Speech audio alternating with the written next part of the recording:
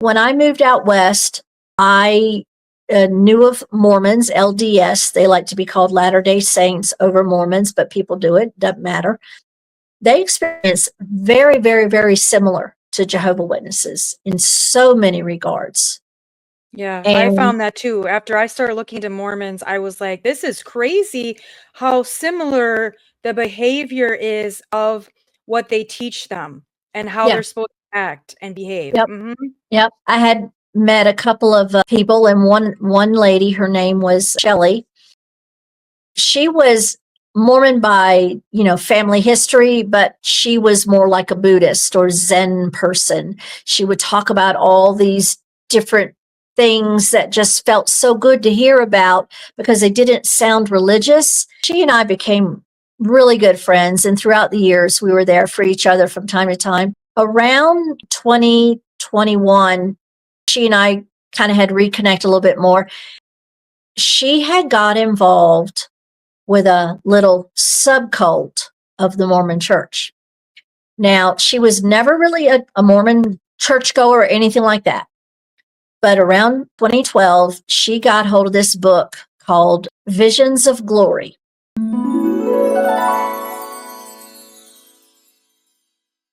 And this book was written by a upstanding Mormon. It was about his vision of the end times. And he was not the first person to write a book like this. There were many people who wrote books like this. For whatever reason, this one became really, really popular. Because now we're in 2012. Remember how they were talking about the Mayan calendar and that whole time period, and a lot of people were waking up more. She had got really deep into Visions of Glory. I didn't know how deep she had got into it.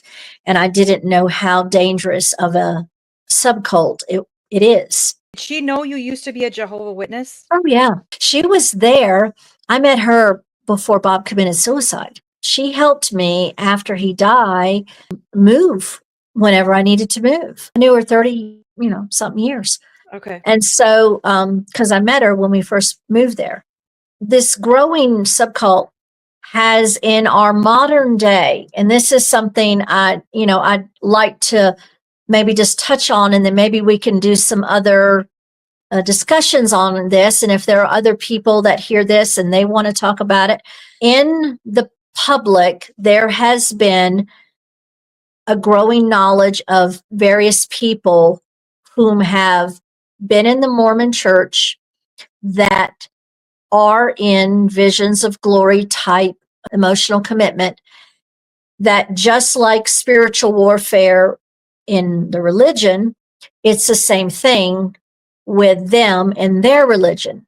The actual teachings in the book, even though some people, like maybe a regular Mormon, reads it and they think that it's just, doesn't make any sense, those actually are teachings within the religion.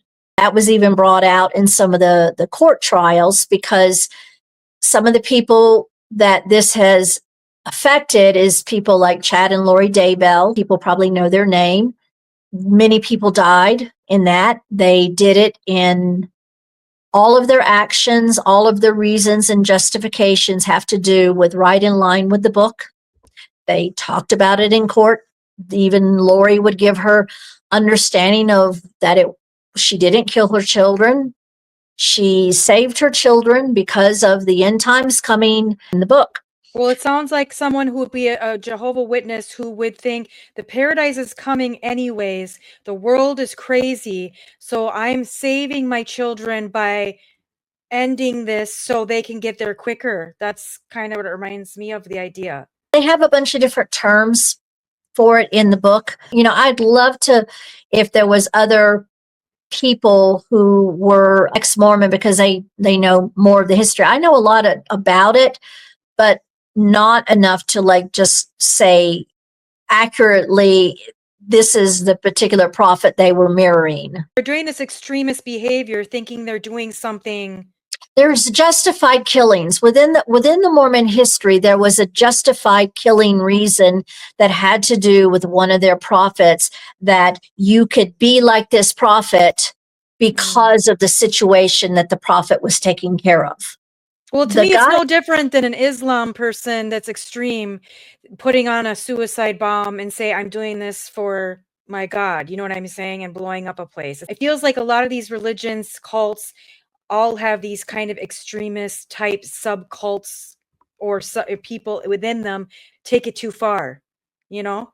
yeah, the tie in between most of these and names of people, the YouTuber Ruby Franks and her therapist Jody Hildebrandt. Jody Hildebrandt was the therapist appointed by the church to help people.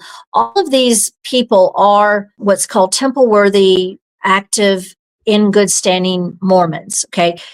The Visions of Glory sector of the church, there were some in the high leadership that also believed in it, but they kind of keep it quiet because it's pretty extreme. This guy in the book, his name was Spencer in the book, and his real life, his name was Thom Harrison.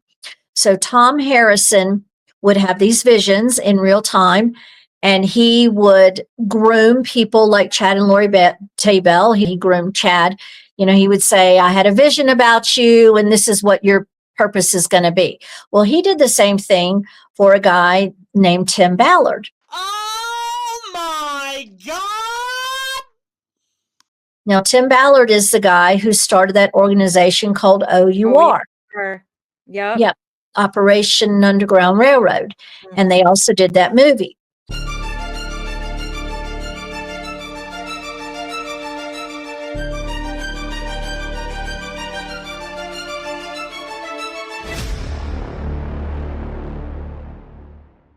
And several years ago, there's a high leader in the church named Elder Ballard. I think it's Russell M. Ballard, but we'll just call him Brother Ballard.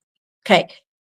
He wanted to be able to start an organization, but he also wanted to use an organization to help find this one kid, kidnapped, stolen, Yes. or whatever.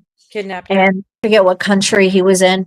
But he also wanted to groom Tim Ballard for a variety of reasons. Thom Harrison had visions about Tim Ballard. And he told Tim, he contacted Tim, he reached out, he contacted Tim, and he said, this is what I see for you going down. He says, one, he says, you're going to be the president of the United States. You're going to become the new prophet of the church. Jesus has chosen you to lead people through the apocalypse type stuff. So it was pretty heavy. And there are I'm not just saying this off the top of my head. There's evidence about all of this. There are lawsuits that are pending that have to do with sexual situations that have been alleged against him and stuff like that. There's so much information behind Visions of Glory and the other people that were similar to that had. You could write a book about the book and all those that were like affiliated with it. And there's actually a new lawsuit, and this lawsuit is involving OUR, the OUR organization, the same ones who did the movie with Tim.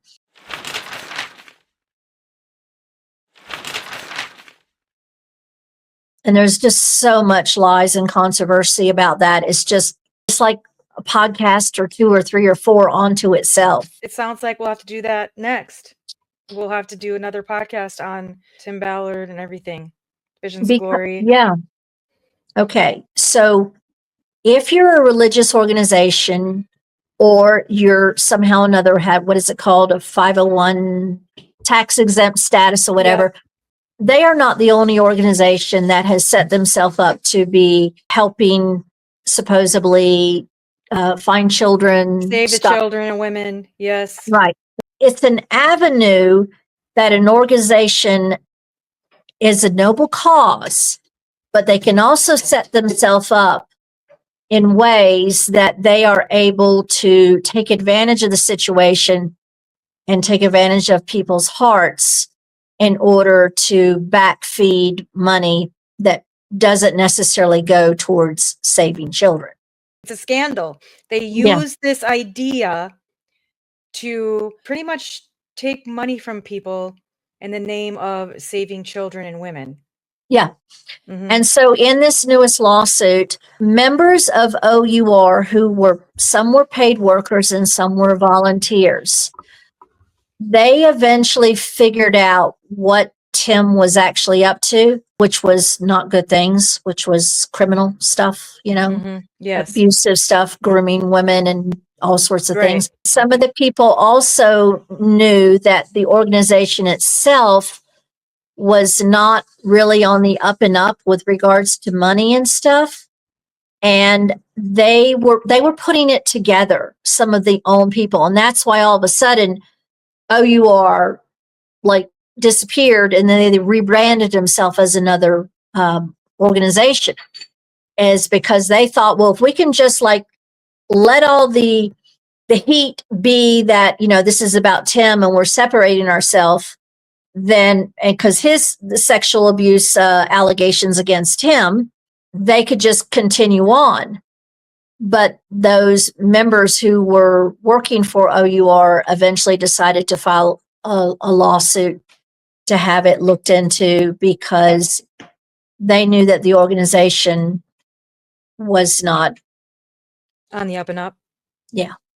So are Yeah. you still friends with this Shelly person? Or are you guys not talking anymore? No, because she literally became, I would consider it dangerous. She became obsessed with getting me and my current husband Involved in Visions of Glory. Yep. Yeah.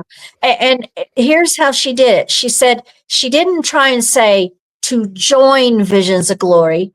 It's to accept the teachings and what the book has to say as gospel, as true and going to happen. The more I said things like I read the book. I read more. I think I read 2 other books because she asked me to read these books many times. And I said, out of my love for you, I will read the books. And then I told her how I felt about them. Well, yeah, after you read them, you were like, red flag, red flag, red flag.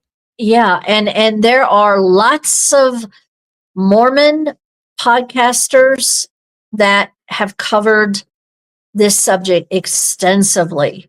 They have the knowledge of their religion. They are able to really explain what's going on. And basically, they're able to explain how this is part of a church agenda that most of their members do not know. And that was one of the things my friend told me. She said, the regular Mormons, because I couldn't understand why she didn't have all these Mormon friends. Mm-hmm. And she told me because she said like close to 80% of the regular Mormons do not realize what their leaders, or at least part of because there's like a division within the church. Some want to teach it, some don't. Some want to allow it to be spoken of openly and some don't. They don't know. They don't know, and they're going to be shocked because they're clueless what's really going on in the world and how it relates to the religion that is going to save the world. Wow. I learned that what was this wonderful friend had moved into a dark area. I got to find out that not only her husband, but her kids knew that their mom had lost her sanity. They knew that she was not stoppable, that none of them could make any sense to her. She just was more and more, especially before the election, whenever, the year leading up to the election, oh my God, she was just crazed. 2024? Yeah, every single thing that would happen, it's a sign, it's the prophecy, it's this, it's happening. There would be times when she would come to the door, we'd hear bang, bang, bang on the door. And we'd open the door and she'd say, it's happening, it's happening, it's happening, we got to be ready. She would also say, I'm so excited, because she was excited that the destruction was happening.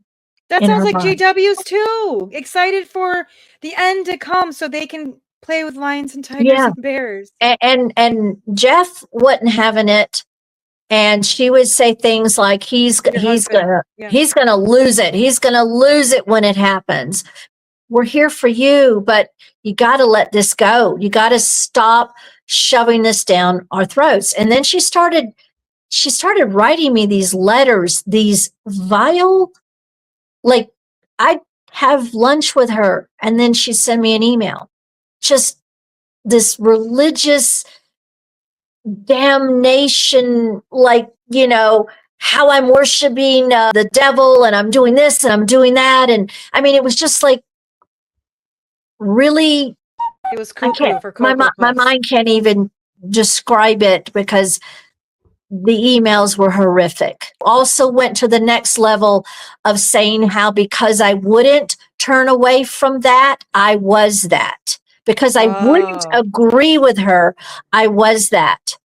And then she Yes. started doing this weird kind of thing where she would say things to me. My husband had gone back east and he was doing some family stuff back there. And she was saying things like, well, you should just tell him not to come back. And I'd say, well, why would I do that? Well, because he doesn't need to come back. And I'd be like, well, how would I do that? Well, I'm sure you could think of a way. You could come up with something to say to him so he won't come back. Your And then I husband. You said, don't want your husband to come back. That is so weird. because he was standing in the way. I tried to help her think critically about all these people and the connection to the person that wrote the book. And she just had total, like, couldn't even go there. Yeah. Couldn't even go there. And if anything, it was that I couldn't see that it was just like a Jehovah Witness statement. I could not see that it was the one true religion and that we were so very close and that I would suffer the consequence. It was just like GW stuff. It's all the same thing. They say the same stuff. I said, well, what would happen to me? And she said, well, you'd be living with me, of course. You'd be here. Wow. And I'm like, just join her cult. You can live with her and you don't need a husband. and I started to get worried that she was going to do something to Jeff. Wow. This is what Visions of Glory does to people. Yep. Wow. Yeah. And that's just the taste because, if people have looked into the Daybell thing, that's crazy. So that book literally makes you think you're doing stuff or should be doing stuff, and it makes you look cuckoo and do cuckoo things. Crazy. Under the mental state that you are doing exactly what you should be doing. Wow. It is prophesied. Your religion supports it because they don't denounce it. Wow. It's a cult. Yeah. Another cult. Mm-hmm. There's so many of them. Well, I can't wait to cover this with you in the future because it sounds like you have a lot of information and you've done a lot of research in this. So I look forward to doing the next podcast. This will be fun, getting deeper into the Tim Ballard and all of that scandal. I think it's a wrap. It's a wrap. I think it is.